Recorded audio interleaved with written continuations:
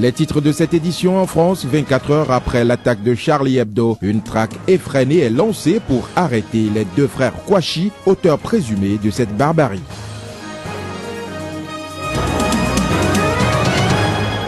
Au Niger, la police a démantelé un réseau de voleurs et de receleurs de véhicules opérant avec le Nigeria.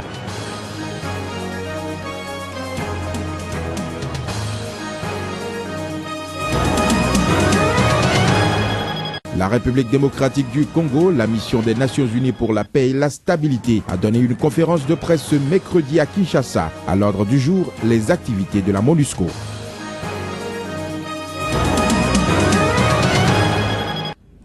Nous sommes le 8 janvier, mesdames et messieurs, bonjour et bienvenue à cette édition. Nous ouvrons ce journal par le deuil national en France. Paris n'a pas fini de compter ses morts au lendemain de l'attaque contre Charlie Hebdo. C'est une policière française qui est décédée ce jeudi matin dans une fusillade à Montrouge, à la périphérie sud de Paris. Une autre personne, un employé municipal, se trouve dans un état jugé sérieux. L'auteur de cette attaque était toujours en fuite en milieu de matinée. D'après les autorités, cet incident ne serait pas lié à l'attaque contre l'hebdomadaire Charlie Hebdo qui a fait 12 morts ce mercredi. Et parlant justement de l'attaque contre Charlie Hebdo, une traque effrénée est lancée à travers toute la France pour arrêter les deux frères Kouachi, auteurs présumés de cette sanglante attaque. Selon les autorités, 7 personnes ont été placées en garde à vue après avoir été interpellées dans la nuit d'hier à ce matin. Elles sont issues de l'entourage des deux suspects, Chérif et Saïd Kouachi, 32 et 34 ans. Un jeune homme de 18 ans soupçonné d'avoir été leur complice s'est rendu à la police dans la nuit d'hier à ce matin. Et parlant justement de cette attaque, ce jeudi, la France a donc observé une journée de deuil national. Une minute de silence a été observée à 12 heures dans tout le pays à l'appel du président François Hollande. La cathédrale Notre-Dame a également sonné le glas avant la messe et le métro s'est arrêté pendant 1 minute. Les drapeaux sont également mis en berne pour 3 jours et une grande manifestation de rassemblement associant des partis politiques de gauche comme de droite est prévue dimanche prochain à Paris. Le président François Hollande a initié des rencontres depuis ce matin avec les responsables politiques. Il a rencontré ce matin à l'Élysée le patron de l'UMP, Nicolas Sarkozy. Nous livre ici sa réaction à l'issue de la rencontre avec François Hollande. À la suite de la tragédie que vient de connaître la France, le président François Hollande m'a demandé de venir pour parler avec lui de la situation. J'ai accepté bien sûr cette invitation pour bien montrer le climat d'unité nationale qui est le devoir de chacun face à l'attaque menée par des fanatiques déterminés. Sur le continent africain à présent, la police nigérienne vient de démanteler un réseau de voleurs et de receleurs de véhicules opérant avec le Nigeria. 6 individus ont été interpellés ainsi que 7 véhicules saisis. Voici le reportage de notre correspondant au Niger, Abdul Karim Mahamadou. C'est après environ 2 mois d'investigation et de filature que la police nationale a démantelé ce réseau de voleurs de voitures et receleurs. Un réseau opérant entre le Niger et le Nigeria.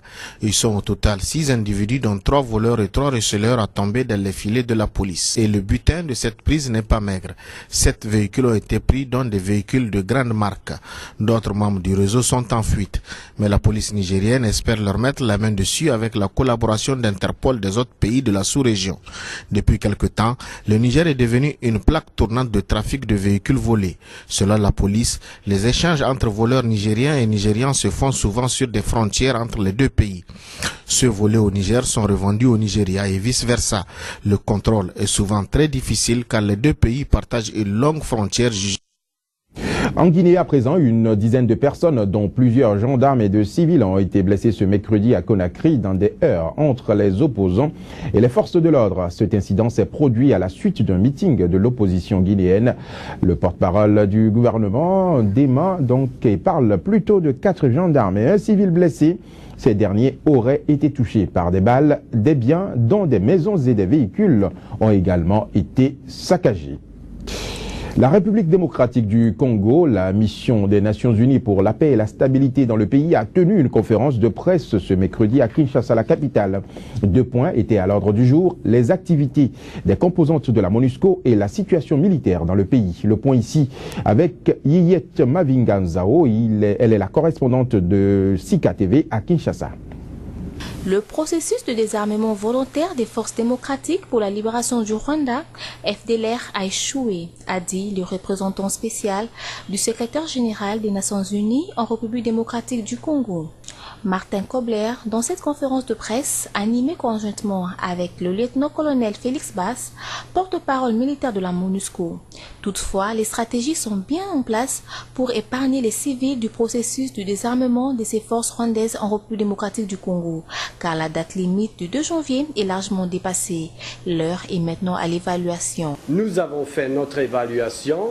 Le gouvernement de la RDC a fait les évaluations ici. La SADC, le groupe des envoyés spéciaux, nous sommes prêts avec notre évaluation. C'était un échec et maintenant c'est le temps de commencer les opérations militaires. Toutefois, à travers son porte-parole, la MONUSCO affirme que l'option militaire est considérée si les FDLR ne s'engagent pas librement.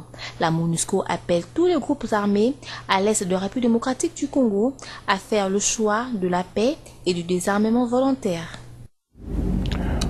Une autre information dans cette édition à présent, les États-Unis ont remis à l'Ouganda ce mercredi l'un des chefs de la sanglante milice de l'armée de résistance du Seigneur, la LRA, ceci après la défection de ce dernier qui s'est volontairement rendu en début de semaine aux forces américaines stationnées en Centrafrique. Il s'agit de Dominique Ongwen, un des leaders activement recherchés par la Cour pénale internationale. Les autorités ougandaises ont confirmé avoir bien reçu ce rebelle sans toutefois préciser s'il serait du moins jugé en Ouganda ou envoyé à la Cour pénale internationale. Au Burundi, 95 rebelles congolais auraient été tués et plusieurs autres capturés lors d'une récente attaque transfrontalière entre le Burundi et la République démocratique du Congo. C'est du moins ce qu'a affirmé un porte-parole de l'armée du Burundi. Les détails dans ce reportage. Selon le porte-parole de l'armée burundaise, les rebelles tués voulaient s'installer dans la forêt de Kibira, d'où ils comptaient déstabiliser le Burundi. Les assauts menés pour déjouer ce plan ont porté leurs fruits. Côté ami, 4 morts, de 2 militaires et 2 civils, y compris un enfant de Burkinanyana, et 7 blessés, tous militaires. Côté ennemi, 95 assaillants ont été tués et 9 capturés. Plusieurs armes ont été récupérées. En ce qui concerne l'identité de ce groupe armé, le mystère demeure. Le porte-parole de l'armée du Burundi soutient cependant qu'il viendrait de la RDC. Les documents qui ont été saisis ne montrent pas clairement le nom, mais montrent la provenance. La provenance, c'est Mutarure, dans notre pays voisin à l'ouest, la République démocratique du Congo. Toujours selon le porte-parole de l'armée du Burundi, les assaillants tués projetteraient de passer à des attaques dans tout le pays avant les élections prévues au mois de mai 2015. Direction la Centrafrique à présent, le camp Mpoko planté du moins le long des pistes de l'aéroport de Bangui, la capitale, abrite 40 000 déplacés dont 10 000 enfants vivant dans des conditions difficiles. Aucun espace n'a été construit pour encadrer et dispenser l'enseignement aux adolescents en âge d'être scolarisés. C'est un reportage de Hubert Marie Djamani, il est le correspondant de Sika TV en Centrafrique. Environ 40 000 personnes vivent dans le camp Mpoko, le plus grand site des déplacés de Bangui. Je souhaite que la sécurité revienne vite afin que la population regagne les quartiers et les enfants retournent à l'école.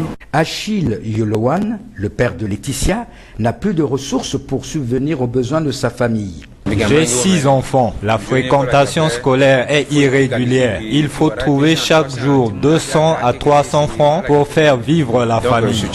Les centaines d'enfants qui vivent dans le camp des déplacés de Mpoko ne disposent ni d'espace pour jouer, ni d'infrastructures pour étudier. Du matin au soir, nous jouons au baby-foot. Je ne vais pas à l'école. Depuis quelques jours, Bertin Boto, le superviseur général du site, multiplie les contacts pour trouver une solution au problème des enfants déplacés. Les enfants sont abandonnés, les enfants sont négligés. On ne pense pas aux enfants. Les enfants sont vraiment l'avenir du pays. En attendant le retour de la paix dans leur quartier, les jeunes déplacés passent le temps à jouer. En 2008, près d'1,5 million de barils de pétrole se sont répandus dans la crique depuis une canalisation de Shell au Nigeria. Les conséquences ont été énormes, près de 6 000 hectares de terrain détériorés, les marécages détruits par le pétrole et plus de 15 600 pêcheurs réduits au chômage. 7 années plus tard, ces derniers, de même que la municipalité de Bodo, où le drame est survenu, vont pouvoir être dédommagés à hauteur de 70 millions d'euros. Reportage. C'est la fin d'une bataille juridique qui aura duré 3 ans. La filiale nigériane du groupe pétrolier royal de Shell choisit d'éviter le procès qui devrait démarrer en mai 2015 devant la Haute Cour de Londres et accepte de verser 70 millions d'euros en compensation des 2 cas de pollution pétrolière survenus en 2008 au Nigeria. Un règlement à l'amiable accepté des 2 parties. Tout de suite après la fuite, Shell a offert le montant ridicule de 4 000 livres pour l'ensemble de la communauté. Quand on est arrivé, ils ont augmenté ce montant à 1 million, puis en septembre à 18 millions. Toutes les communautés pensaient que c'était n'importe quoi. Mais enfin, le mois dernier, en décembre, Shell a proposé un montant plus juste de 55 millions de livres en tout. L'équivalent donc de 70 millions d'euros qui permettront d'indemniser la municipalité de Bodo à hauteur de 25 millions d'euros. Chacun des 15 600 pêcheurs victimes du drame percevra pour sa part environ 3 000 euros, soit l'équivalent de 3 années de salaire minimum au Nigeria. Normalement au Nigeria, ce sont les chefs qui négocient ces cas pour le reste de la communauté. Quand l'accord est conclu, l'argent va au chef. Utiliser le système légal britannique a été une bonne manière de s'assurer que les personnes affectées recevaient effectivement l'argent. Indépendamment de l'accord annoncé, Shell s'est engagé à nettoyer la zone polluée par les fuites de 2008. Ce nettoyage devrait démarrer d'ici le mois de mars. Voilà, madame, monsieur, ce sera tout pour cette édition. Mais avant de partir, la sagesse africaine nous vient de la République démocratique du Congo. C'est en essayant encore et encore que le singe apprend à bondir. C'est en essayant et en essayant encore que le singe apprend à bondir. Merci de nous avoir suivis. Retenez que l'information se poursuit sur le site internet de Sika TV. L'adresse, c'est www.sikatv.info.